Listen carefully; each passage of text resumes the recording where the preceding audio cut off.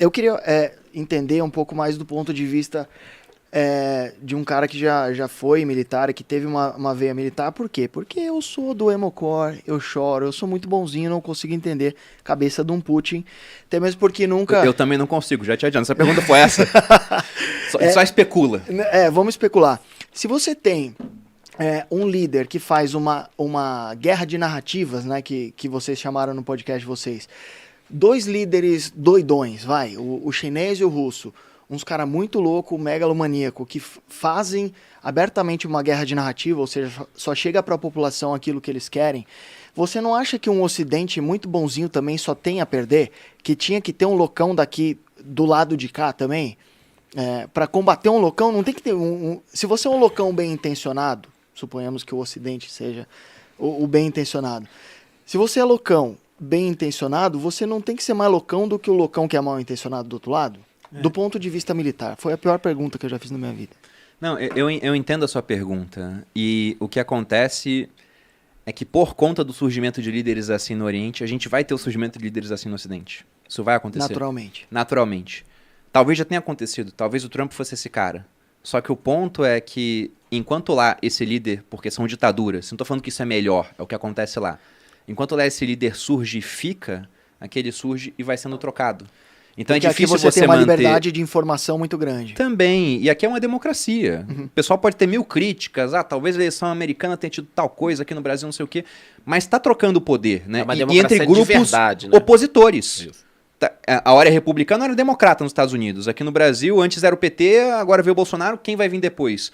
Não sabemos, né? Mas esse é o ponto, o poder tá trocando de mãos. Agora você olha na China e na Rússia, o poder não troca de mãos.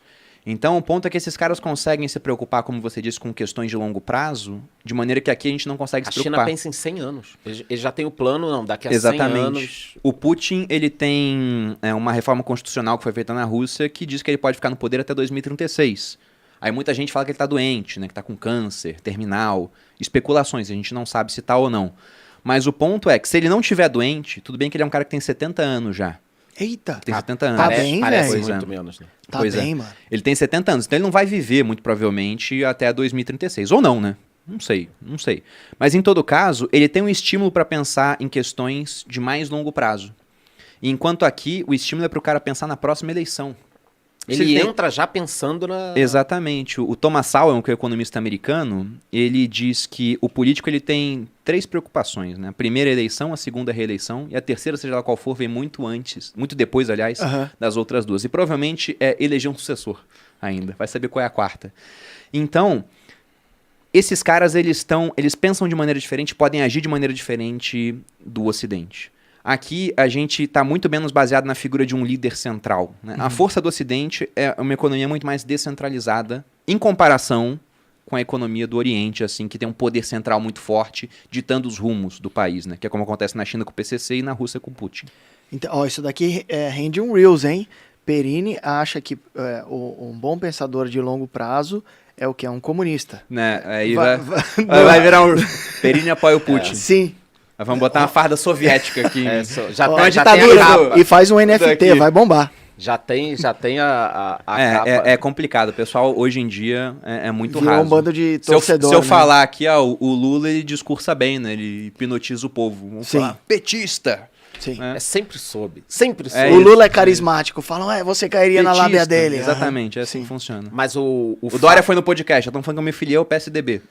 Aqui, É assim que funciona. Aqui no Brasil, eu tô lembrando agora dos últimos governos, você até falou do Lula aí, ele tentou muito suavemente meter um terceiro mandato, tentou tudo, mas as instituições democráticas, mesmo um pouco fragilizadas, elas ainda barram algumas coisas que o pessoal tenta, né? Barra. Na Argentina tá ficando um pouco mais fácil, eu acho que ela vai esgarçando um pouco a democracia quando você consegue que pessoas condenadas voltem ao poder, como a Cristina Kirchner, que era lá... já tinha vários problemas, mas bem ou mal é difícil, né? Você consegue ter uma transição. O próprio Trump entrou, saiu, acho que saiu um pouco pela pandemia também, porque antes era pleno emprego, a economia americana estava voando, mas era mais difícil. Agora, esse pensamento de longo prazo para a economia do país é melhor. O grande problema é que você concentra muito poder, né? A fortuna estimada do Putin é de 200 bi de dólar. Caralho, é mais que o Warren Buffett, não é? 200 bi Cara, de dólar. eu Ele não é o sei se maior ele é o pelas mais minhas rico contas. ou seria o segundo mais rico. Depois do Elon Musk, talvez? É, seria isso. Eita, nós. Só que eu não sei o que eles estimam nisso, né? Será que eles estão colocando a Rússia como se fosse uma empresa e estão vendo parte do valor de Ele mercado deve dela ter seria do participação, Putin? ele deve Porque ter você pensar participação na oligarquia várias ali empresas, que fica em em volta várias dele empresas. também.